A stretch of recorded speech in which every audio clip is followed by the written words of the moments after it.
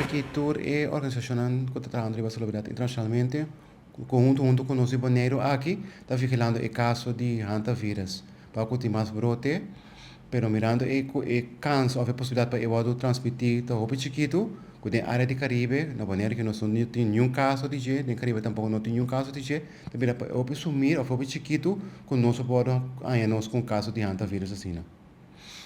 E hantavirus por vir algo maneira corona?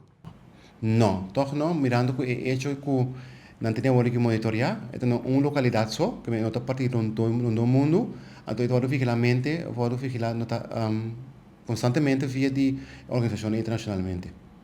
Pues e caso que não haya e não sigue plama tampouco. Não, tem que hora que tu coisa vai monitorear e tu vai vigilar também, para tu coisa que uma localidade, então não tem nenhuma mais que vira seca malo com nós aí essa fina. Pues aqui na Bonaire nos porta tranquilo. Correto, nós podemos tranquilos, mirando que nós não tem hantavirus, Caribe completamente não tem, e nós temos que monitorear a situação junto com a organização internacional, WHO, CARFA, PAO, para o RFM também, para que mais brote. Como pode contagiar com o hantavirus? O hantavirus todo transmitidor de Jacacuraton. Jacacuraton quando contamina com o vírus aqui, não por pegar nós com o hantavirus.